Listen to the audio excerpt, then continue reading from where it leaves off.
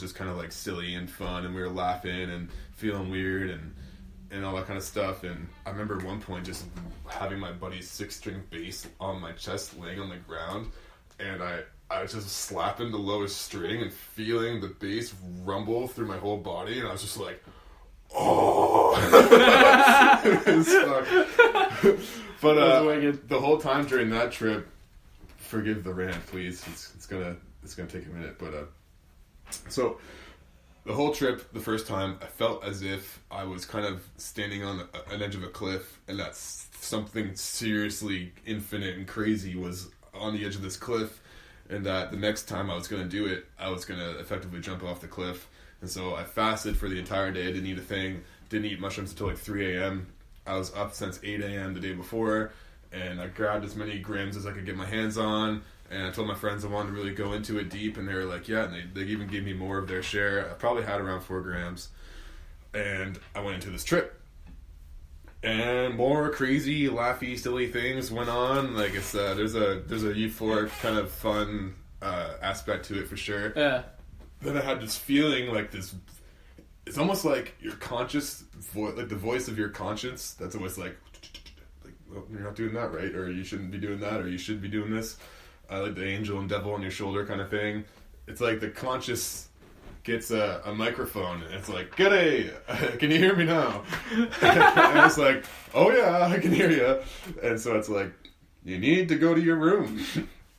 It's like, "All right." So I was just laying on the floor having the experience I just got done having would be like a whole other conversation. But so at this point, I went to I went to my room. I just crawled because my body felt like rubber and stuff, and it was early on in my mushrooming, and so I couldn't move well and stuff, and so I managed to find my room. Before I went to my room, I gave my friends this weird disclaimer because I felt so not myself. I kept talking about myself in the third person, so I looked at my friends and I was like, "Listen, guys, Taryn's got to go to his room and sort some shit out.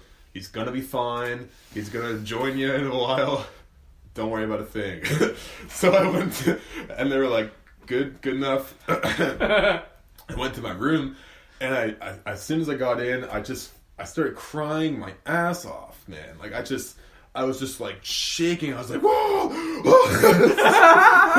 just crying. Wow. So I was crying, and so, but there was always this really weird kind of overwatching part of me that was like, kind of detached from the whole experience. Yeah. And this part of me was just kind of like, I almost mostly felt like that. So it was like my body and my me was like crying, but I was kind of outside of it going like, okay, cool, we're crying right now. Fair enough. And then I was like, why? Why are we crying like this? It just kind of came out of nowhere. Yeah. I started getting flashed images of my biological father, who was never around growing up. And I was 19 at the time, and I moved here when I was 17. I was in my second year of music school, and I was, just on the tail end of puberty. Like my boner was probably like 60% of the time instead of 100. Oh yeah.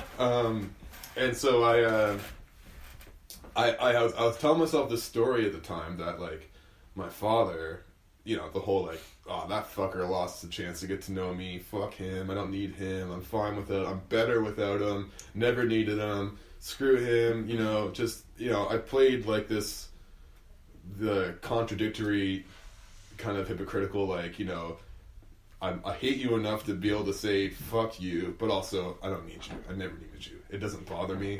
All that kind of shit.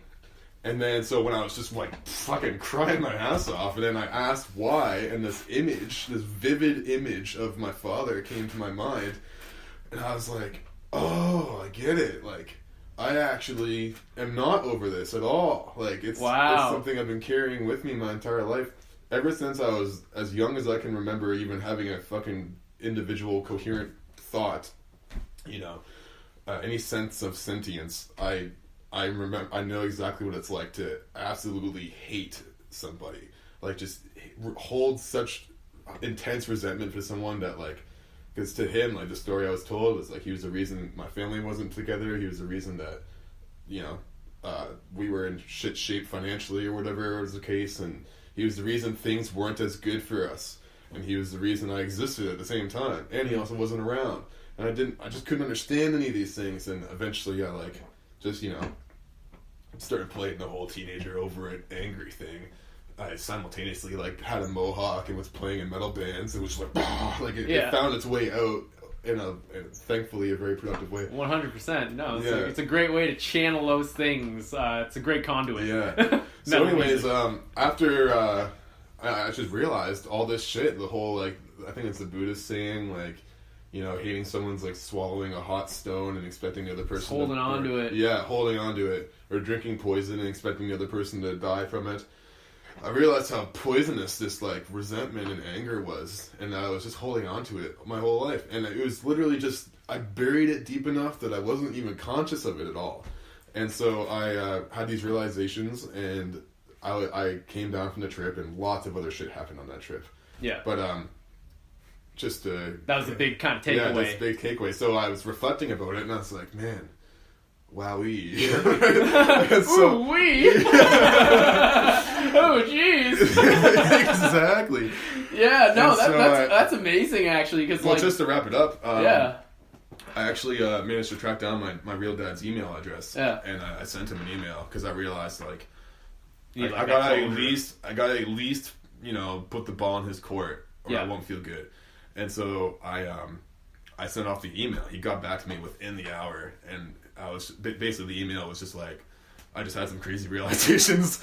I would love to meet you and get to know you potentially, and I am honestly, I don't even need to talk about the past. I don't need any apologies. I don't need anything. I'm just willing to let it all go. And if you're into like meeting me and shit, like I'm into it. And so I sent that off. He got back to me saying like, he said something to the effect like, I've been waiting for this email for years or whatever. And so we set up a meeting, and I went and met him at a Tim Hortons for coffee after a long night of dancing on MDMA. And so I met my father at this Tim Hortons, and the guy looks just like me. The guy sounds just like me. His hands and arms, everything look just like me. And he's talking to me, like when we laugh, literally, if we laugh at the same time, it just sounds like one loud person laughing. And it was just, it shook my world up, because I was like, how much of who I am is sheer genetics? Even though he was never around. He had next to zero part in raising me. Yeah. Yet we still have so much in common. Similar senses of humor, like just agreed about certain things of seeing the world in certain ways. And I still have a really tight relationship with him ever since. It's been like 5 years now, and like I've gone on road trips with him. I've met this whole other half of my family, like cousins and brothers and sisters I never knew I had. And ever since then, I've had a huge part of me has just felt like a weight just gone. It's just like I was just carrying this burden with me all this time. And so for me, a part of what psychedelics are is this weird bias removing, boundary removing, like tool to like investigate my own psyche with. Yeah. And that's part of the reason I do it. I was gonna say, even just you getting like the courage to meet your dad, like that from a trip, an LSD trip. That was mushrooms, rather. Sorry. Or mushrooms. Sorry. Yeah. That's amazing in my books. That's like literally like. You did something that like you otherwise wouldn't have. If like you buried that same, like, let's say, I'm just gonna say sorrow or whatever, or this like discomfort with like alcohol, like that would have never happened. Like that's weird. That's so cool though. Like that's wicked. Yeah, that's it really awesome changed story. My life. Yeah, like that is value altering for sure. Yeah, so I was pretty into mushrooms after that. There was also these weird negative effects that kind of started to happen, like to the point where I got critical of everything. Like, the sheer structure of reality stopped making sense to me. It was like, I also simultaneously went through this phase of, like, really plunging into this kind of conceptual abyss. Like, I just couldn't make sense of the world or my life. And then I'm also, like, I'm a modern man. I'm on the internet. There's people with ideologies all over the place. Nietzsche killed God, or we all killed God back in the 1800s, so there's not that thing. And that probably needed to happen.